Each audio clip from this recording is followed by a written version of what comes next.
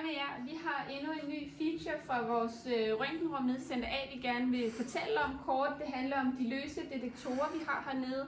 Og den her feature, den egner sig især til patienter, der skal have taget liggende thoraxer, som måske ikke kan komme helt fladt ned og ligge i sengen.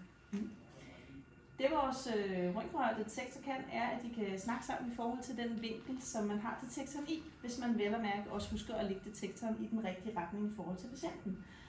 Så når vores patienter kommer ned og ligger, så er det vigtigt, at vi sørger for, at den sorte streg på detektorpladen er op imod patientens hoved.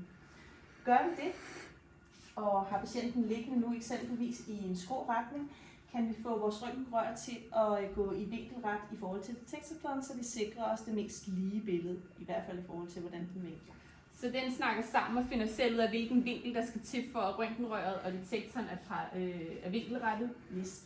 Lige nu, op på vores røntgenrør, kan vi se, at vores detektorplade ligger i en vinkel af 18 grader. Og Michelle vil nu via knappen vinkel eller kipning. Ja, så hvis jeg trykker på den her knap, så kan I se, at det tal skulle meget gerne blive til 18, så de begge to er vinkelrette. Og det vil sige, at jeg kan faktisk tage min blænde, og så ved jeg, at de er parallelle.